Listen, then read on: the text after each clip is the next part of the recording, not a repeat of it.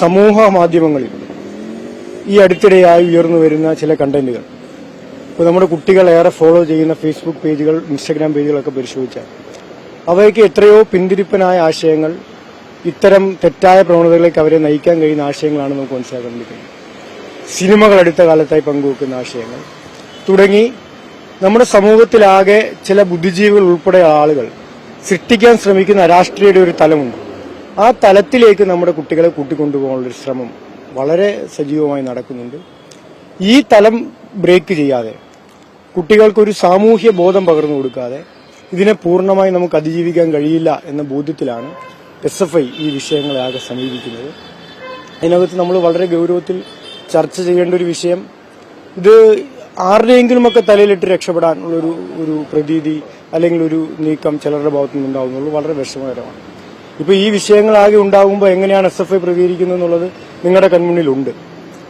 ഞങ്ങൾ വളരെ ആഴത്തിൽ ഈ വിഷയങ്ങളെ പഠിച്ച് ഇത് ഒഴിവാക്കാൻ ആവശ്യമായത് എന്താണ് ചെയ്യേണ്ടതെന്നുള്ളതാണ് ഞങ്ങൾ ആലോചിക്കുന്നത്.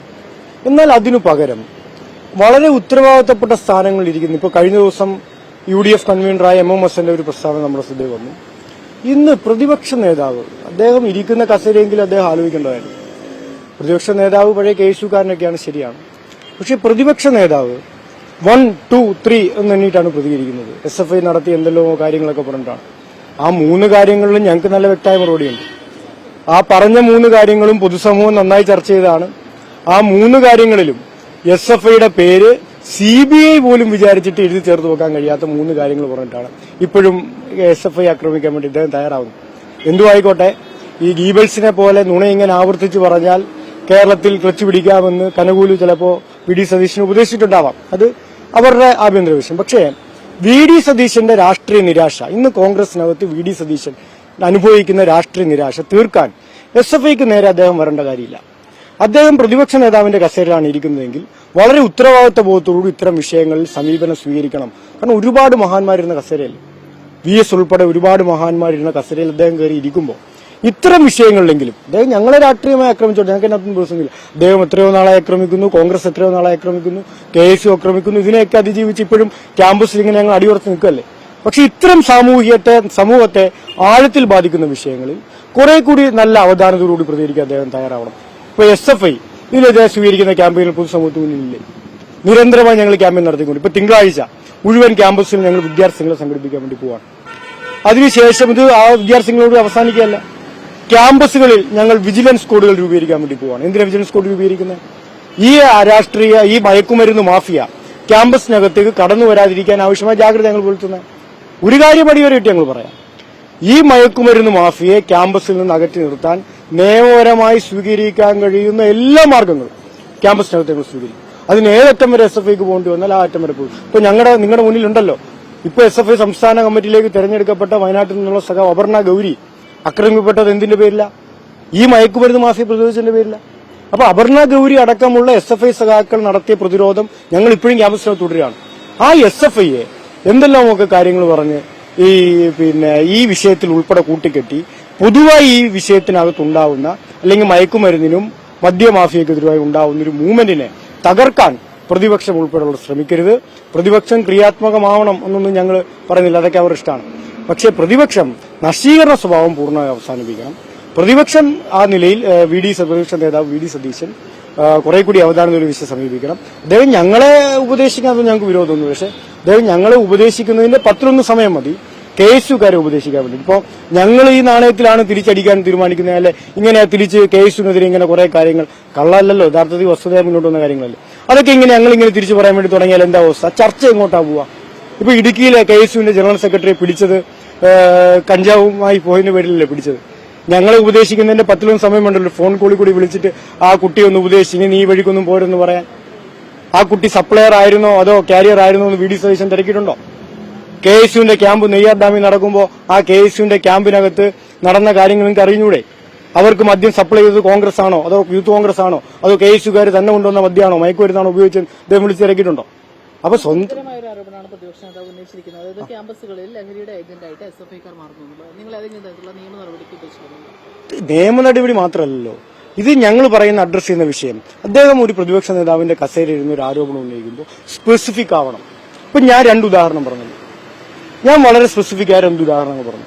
അദ്ദേഹം എന്ത് സ്പെസിഫിക് ആയ ഉദാഹരണം പറഞ്ഞു? അദ്ദേഹം ഏത് സ്പെസിഫിക് ആയ ഉദാഹരണം പറഞ്ഞു? ആരെ പിടിച്ചു? അല്ലെ ആരാണ് ഇതിന്റെ കാര്യന്മാർ? ഇപ്പോ SFIക്കെതിരായി മൈക്രോസ്കോപ്പുമായിട്ടാണല്ലോ കേരളത്തിൽ എല്ലാവരും നടക്കുക.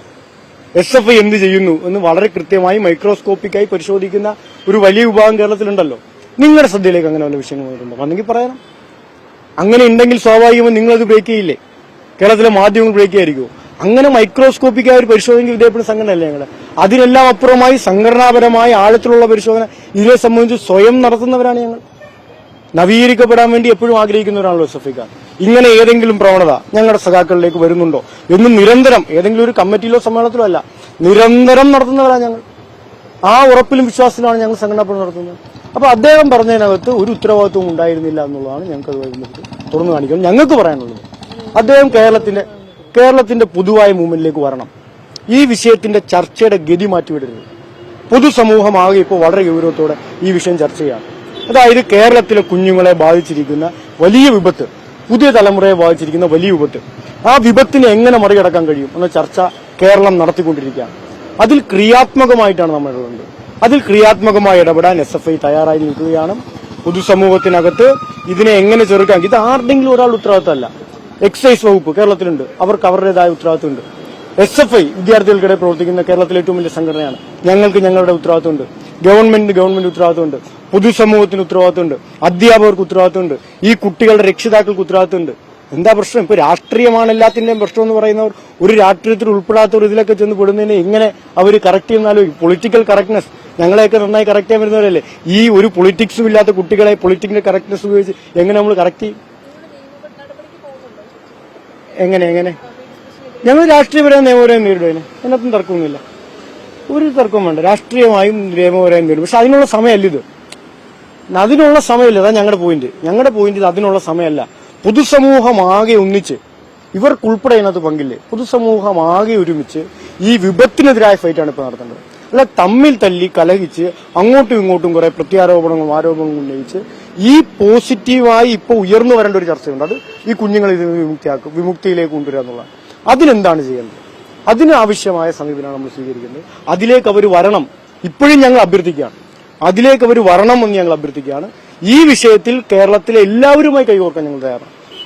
കുഞ്ഞുങ്ങൾക്കിടയിൽ വളർന്നു വരുന്ന വിപത്തിനെതിരായി എല്ലാവരെയും കൂട്ടി യോജിപ്പിച്ച് ജനകീയമായ ഒരു ക്യാമ്പയിൻ ഞങ്ങൾ നേതൃത്വം കൊടുക്കും. അതിൽ ഓരോരുത്തരും അവരുടെ, അതായത് നിങ്ങളാണ് ചെയ്യേണ്ടതെന്ന് കൊണ്ട് ആരുടെങ്കിലും തലയിലേക്ക് വെച്ചു കൊടുക്കലില്ല. ഞങ്ങൾ അങ്ങനെ തന്നെ കാണുന്നില്ല. ഞങ്ങൾ ഉത്തരവാദിത്തമുണ്ട്, ഞങ്ങളത് ചെയ്യും. മറ്റുള്ളവരും ആ ഉത്തരവാദിത്തം നിറവേറ്റണം. നമ്മൾ കുട്ടികൾക്കിടയിൽ വളർന്നു വരുന്ന ഈ ഒരു പൊതുബോധമാണ്. ആ പൊതുബോധത്തെ ഇല്ലാതാക്കുക എന്നുള്ളതാണ്. അതൊരു മൂവ്മെന്റായി വന്നാൽ എന്താണ് നാളെ നമ്മുടെ സംഭവിക്കുന്നത്? ഇതിപ്പോ നമ്മുടെ പല ചാനലിലും ഒരു കാര്യം കൂടി പറഞ്ഞ അവസാനം, പല ചാനലിലും നടത്തുന്ന ചർച്ച ഇത് കേരളത്തിൽ മാത്രമൊന്നും അല്ല എന്നുള്ളത് നമ്മൾ വസ്തുതാപരമായി കണ്ടോളണം. ഇപ്പൊ കഴിഞ്ഞ ദിവസം ഹിന്ദുവിനകത്ത് വന്ന ഒരു ആർട്ടിക്കിളിനകത്ത് അവർ പറയുന്നത് തന്നെ ഡൽഹിയിൽ ഒരു വർഷം ഏതാണ്ട് 40 കുട്ടികളാണ് 18 താഴെയുള്ളവർ മർഡർ കേസുകളിൽ പ്രതിയാവുന്നു.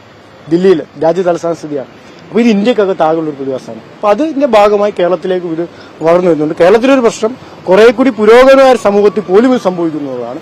അപ്പൊ അവിടെ കുറെ കൂടി കാര്യക്ഷമത